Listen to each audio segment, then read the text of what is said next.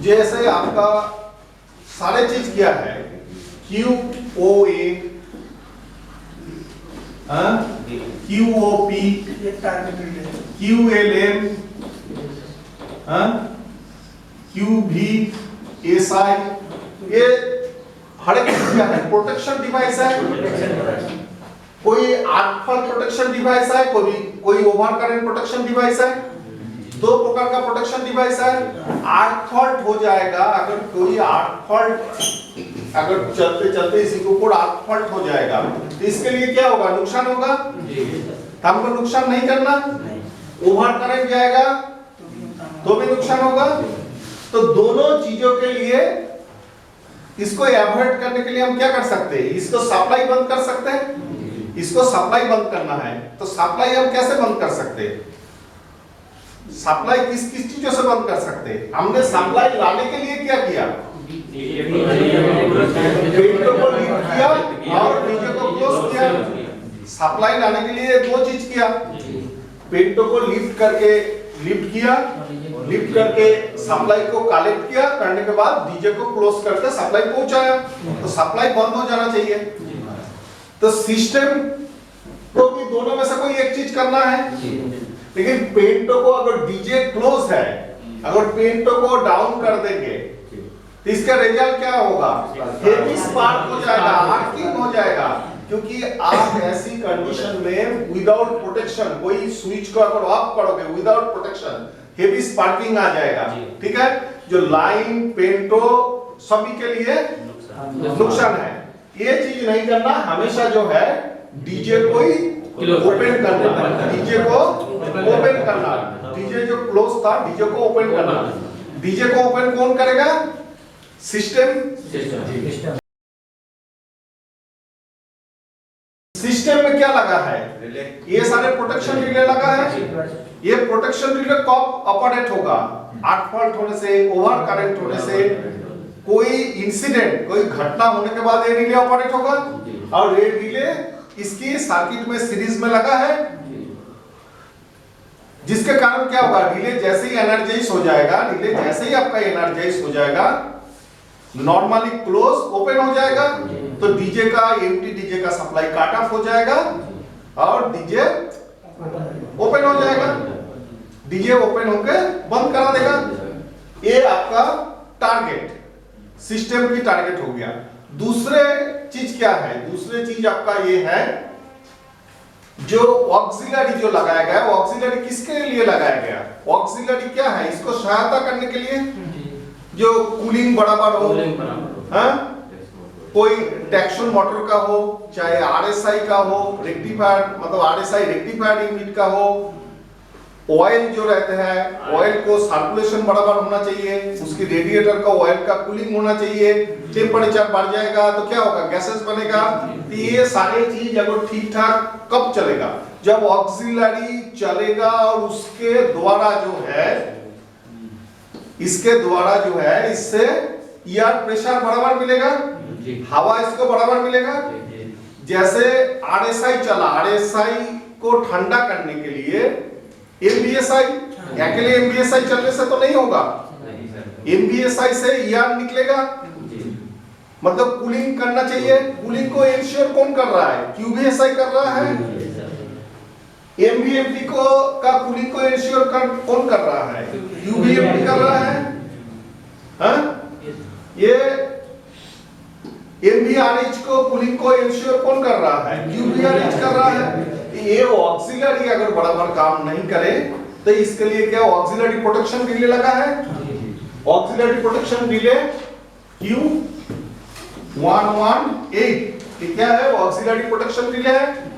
तो auxiliary protection relay ये drop हो जाएगा तो इसका रिजल्ट क्या होगा, ये सीधा सीधा Q44 को ड्रॉप करेगा, ये Q44 को ड्रॉप करेगा, Q44 एम्प्टी डीजे को ड्रॉप करेगा। आपका जो इसके डीजे के सर्किट में क्या है, डीजे के सर्किट में आप देखो, ये नॉर्मली ऐसा एक इंटरलॉक है,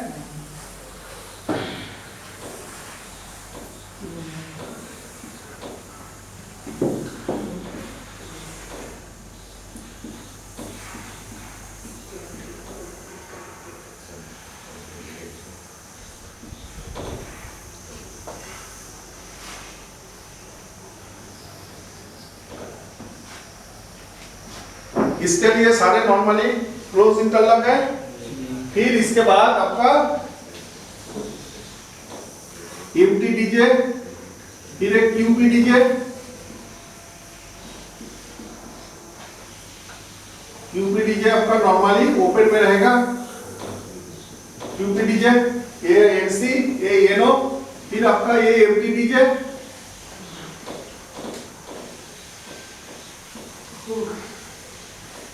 एम्प्टी डीजे और एम्प्टी डीजे को जो सप्लाई बना के रखने का काम किसका है? Q44। तो Q44 जब तक आपका पिकअप रहेगा तब तक बाकी, अगर प्रेशर अवेलेबल है, प्रेशर अवेलेबल है तो ये क्लोज रहेगा। और ये रिले में से कोई टारगेट नहीं गिरे तो ये एनसी बराबर रहेगा। एनो कब बराबर रहेगा? ये रिले एनर्जाइज होने पर। ये रिले एनर्जाइज कब रहेगा? जब आपका नॉच प्रोटेक्शन का बराबर काम कर रहा है, ऑक्सिलरी बराबर काम कर रहा है, तब जाके ये रिले पिकअप रहेगा। ये रिले पिकअप होने से क्या सप्लाई बरकरार रहेगा। ये एम्प्टी डीजे क्लोज रहेगा, एम्प्टी डीजे क्लोज रहेगा, डीजे क्लोज रहेगा। डायरेक्टली इनडायरेक्टली, हाँ, ये सीधा सीधा डीजे के सर्किट से दे दिया। और बाकी जो है Q118 से रिलेटेड रिलेशन किसका है? Q44। Q118 किससे रिलेटेड है? आपका QVSI, QVSL, QVMT, ठीक, QVRH, ये रिले से कौन ऑक्सिलरी, एक किसकी है? ऑक्सिलरी सर्किट की है। ऑक्सिलरी सर्किट का प्रोटेक्शन 118 के साथ रिलेटेड है, 118 से 44 रिलेटेड है। और दूसरे डीजे में सप्लाई प्लस प्रेशर, ये दोनों से सप्लाई, ये दोनों से इलेक्ट्रिक सप्लाई, ये क्या कर देगा? इलेक्ट्रिक सप्लाई को कट ऑफ कर देगा। प्रेशर पर्याप्त होना चाहिए, जो तब जाके प्रेशर स्विच ऑपरेट रहेगा, तब जाके डीजे क्लोज रहेगा। ठीक है, डीजे जैसे ही आपका क्लोज हो जाते हैं, एक एलएस पैनल में आपका इंडिकेशन आएगा। एलएस मींस क्या है? Lamp signal. LS, LS lamp signal. तो एलएस डीजे जो है, एलएस डीजे का इंडिकेशन जल रहा है। ये क्या इंडिकेट कर रहा है? जो डीजे क्लोज नहीं है। ठीक है, ये क्या इंडिकेट कर रहा है? डीजे क्लोज नहीं है। फिर एलएस सीएचबीए,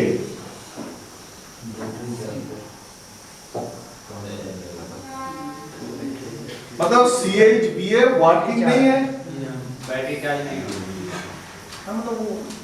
मतलब जैसे एलएस जीआर, तो जीआर 0 पोजीशन में है। एलएस के लैंप जलना ये इंडिकेट करते हैं जैसे डीजे अभी क्लोज नहीं है, बैटरी चार्जर वर्किंग में नहीं है। जैसे एलएस जीआर इंडिकेट कर रहा है जो जीआर 0 पोजीशन पे है। जैसे डीजे क्लोज हो जाएगा, ये जो लैंप है, लैंप क्या हो जाएगा? बुझ जाएगा। ये लैंप बुझ जाएगा। लैंप बुझ जाने का से आपको क्या इंडिकेशन मिलेगा? डीजे क्लोज हो गया। सीएचबीए वर्किंग में है। तो ये बुझेगा कब? जब एम्प्टी डीजे पिकअप होगा। एम्प्टी डीजे पिकअप होने से क्या हो जाएगा? डीजे लग जाएगा।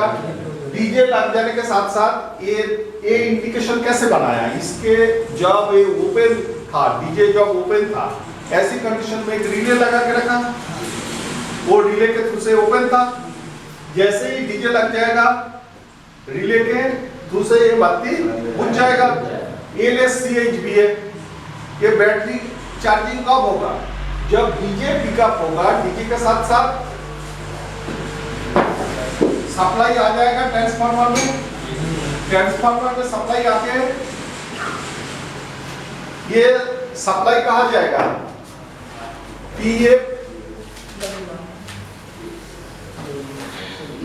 PFWA auxiliary supply. ये ऑक्सिलरी सप्लाई, ये सिंगल फेज सप्लाई जाके आर्नो में पहुंचेगा।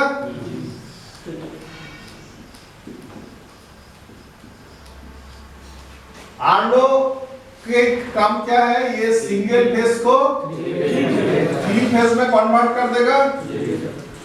यही से जो सप्लाई निकलेगा 3 फेज सप्लाई, ये ऑक्सिलरी मशीन में और एक बैटरी चार्जर।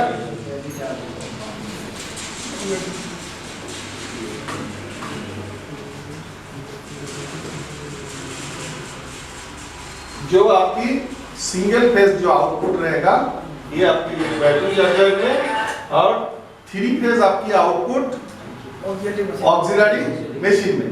इसके अलावा भी सिंगल फेज आउटपुट जैसे TFVT, इसका जैसे फैन रहते हैं, हीटर रहते हैं, कोई जगह पे जाते हैं, ठीक है। नॉच जो रिपीटर रहते हैं, इसके अलावा स्पीडोमीटर्स में, बाकी जगह पे भी सिंगल फेज सप्लाई के उपयोग होते हैं। तो मेन जो रहते हैं एक ऑक्सिलरी, इसके साथ ऑक्सिलरी वाइंडिंग चले जाते हैं। ऑक्सिलरी वाइंडिंग में आर्नो, आर्नो क्या रहता है? कन्वर्टर रहते हैं, जो सिंगल फेज सप्लाई को 3 फेज सप्लाई में कन्वर्ट करते हैं, परिवर्तित करते हैं, चेंज कर रहा है। फिर ये ऑक्सिलरी मशीन, जितने ऑक्सिलरी मशीन है, MCP हो गया, MVSL, MVMT, MPH, MVRH, अब पे जितने ऑक्सिलरी मशीन है सारे ऑक्सिलरी मशीन में जाते हैं। एक तरफ ऑक्सिलरी, एक आपका हो गया, दूसरे तरफ आपका क्या? पावर। पावर सप्लाई की एंड कहाँ पे है? पावर सप्लाई का एंड मतलब पावर सप्लाई कहाँ जाएगा? इंडक्शन मोटर में जाएगा। पावर सप्लाई आपको कहाँ जाएगा? PM में जाएगा, ठीक है। पावर सप्लाई आपका जाने वाले हैं PM।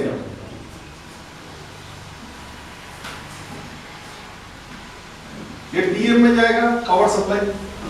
PM इसका किस प्रकार का है? DC मोटर है। PM क्या है? DC series motor.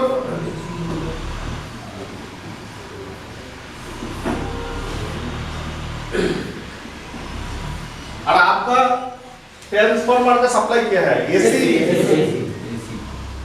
और ये DC सीरीज मोटर, ये सप्लाई दे सकते हैं डायरेक्ट? नहीं दे सकते। पहले कहाँ पे आएगा?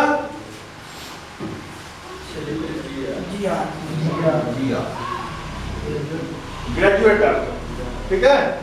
ग्रेजुएटर किसके लिए है? Notch up, notch down, notch के अनुसार वोल्टेज को कंट्रोल करने के लिए, नॉच के अनुसार वोल्टेज को कंट्रोल करने के लिए, ठीक। नॉच के अनुसार आपको वोल्टेज को कंट्रोल करने के लिए। इसके बाद GR के बाद कहा जाएगा ये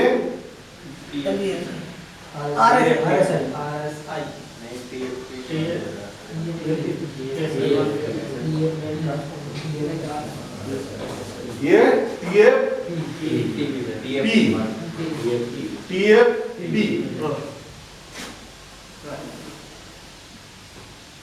ठीक है, दोनों ही TFP है। इसके बाद इसका TFS,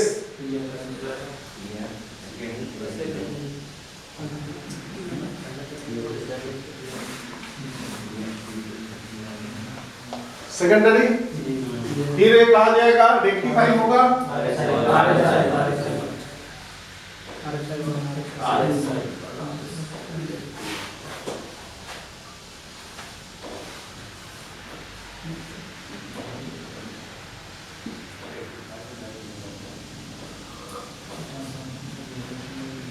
ठीक।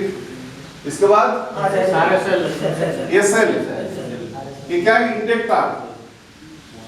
इसके लिए एसी पाल्स जो रहते हैं, इसके ऊपर जो एसी पाल्स रहते हैं, एसी पाल्स को फिल्टर करने के लिए, ठीक है, ये रेक्टिफाई होने के बाद भी कुछ एसी पाल्स रह जाते हैं, इसको फिल्टरेशन के लिए, ठीक है, ये एसी पाल्स को हटाने के लिए, क्योंकि इंडक्टर्स के ऊपर डीसी का कोई इफेक्ट होते नहीं है, जो एसी जो रहेगा वो रिएक्ट इसके ऊपर करते हैं। इसके बाद कहा जाएगा एक्शन मोटर में डायरेक्टली नहीं जाएगा, लाइन कॉन्टैक्टर पहले आएगा ये लाइन कंडक्टर। देखो कैसा आया, ये लाइन कंडक्टर, ठीक है। लाइन कंडक्टर्स के बाद आपको कहा जाएगा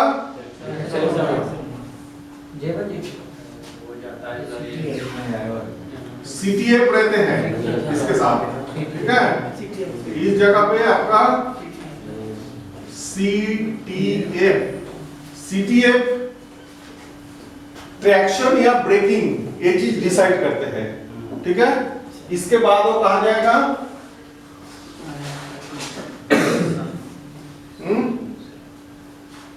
ट्रैक्शन मोटर में क्या है, ये क्या है ट्रैक्शन मोटर की आर्मेचर, और दूसरा क्या रहता है फील्ड।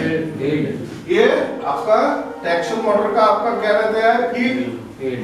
ये आपने ऐसा करके फील्ड, ठीक है, ये फील्ड के साथ एक तो रहते हैं आपका आरपीएस,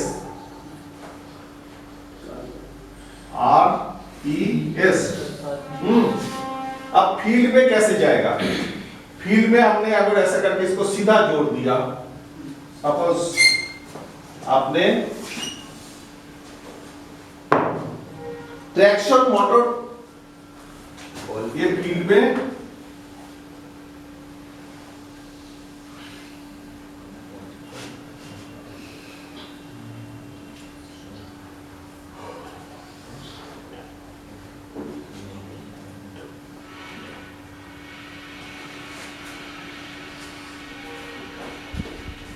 ये दो सप्लाई निकलेगा, ठीक।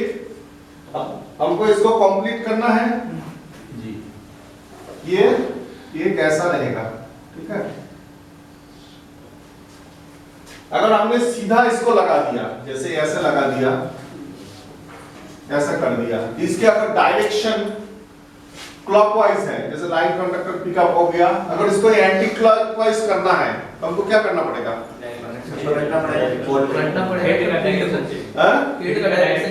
किसी एक को, चाहे फील्ड का चेंज करो या आर्मेचर का चेंज करो, मतलब आर्मेचर का रेस्पेक्ट में फील्ड की डायरेक्शन चेंज करना पड़ेगा, ठीक है। एक को चेंज कर दो तो एक के रेस्पेक्ट में दूसरे चेंज हो जाएगा, हाँ, एक के कंपैरिजन में। अब फील्ड का डायरेक्शन मेरे को चेंज करना है, कैसे करेंगे, उसके लिए क्या है J1 J2, ये बीच में जो लगा है ये J1 J2, ठीक है। ये आपका ये बीच में ही आपका लगा है, इस पोजीशन में ये रहेगा आपका ये J1, ठीक है। J1 और J2 TM नंबर 1 के लिए 1 2 3 के लिए J1 और 4 5 6 के लिए J2। अब ये कैसे काम करते हैं देखो। अब क्या होगा, मेरे को क्या करना है, सप्लाई को ये वाला जो सप्लाई आया, ये वाला सप्लाई जो आया J1 को काम क्या है, ऐसा करके सीधा जोड़े और ऑपोजिट में जोड़े, यही काम है ना जी। सीधा जोड़े या ऑपोजिट में जोड़े। तो J1 किस प्रकार से काम करते हैं देखो, J1 जो है ये सप्लाई को हमने कैसे इधर लेके आया,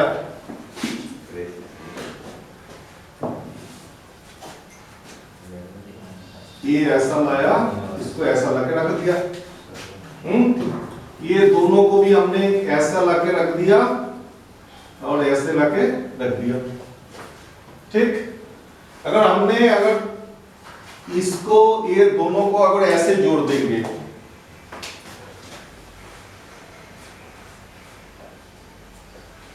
तो क्या होगा, सप्लाई का फ्लो कैसे होगा, ऐसे होगा, ऐसे होगा ना।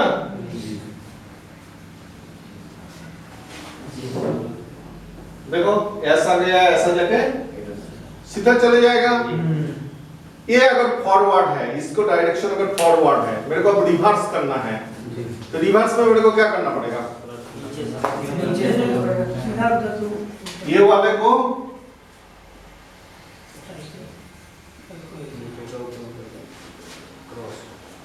तो तब आपको क्या होगा? ऑपोजिट होगा। तो J1 J2 जो क्या करते हैं? रिवर्स और फॉरवर्ड का काम करते हैं। लेकिन प्रैक्टिकली क्या होते हैं? प्रैक्टिकली आपका J1 और J2 जो काम करते हैं आपका इसी प्रकार से रहते हैं। ये टिप्स, ये टिप्स, ऐसा टिप्स, ऐसा टिप्स, ऐसा रहता है प्रैक्टिकली। ठीक है।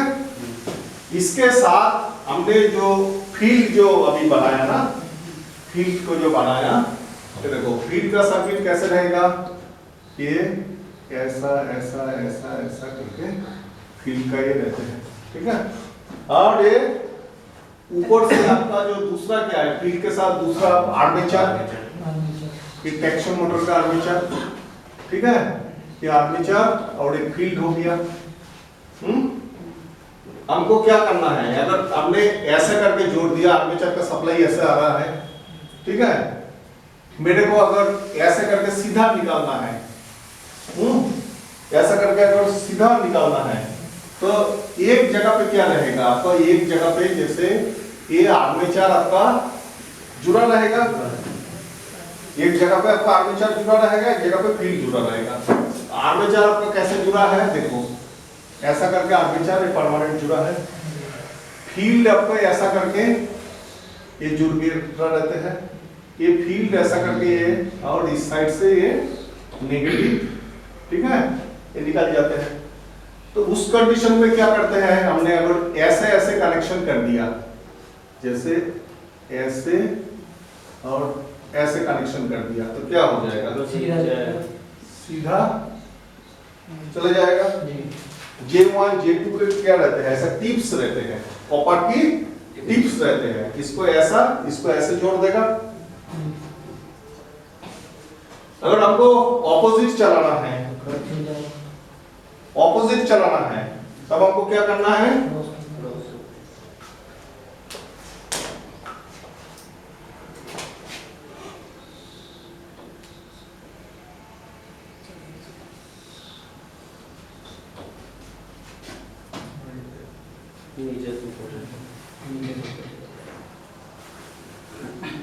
इससे क्या हो जाते हैं? मोटर को फॉरवर्ड और रिवर्स, फॉरवर्ड रिवर्स, ये चलाने का काम कौन कर रहा है? J1 J2 और CTF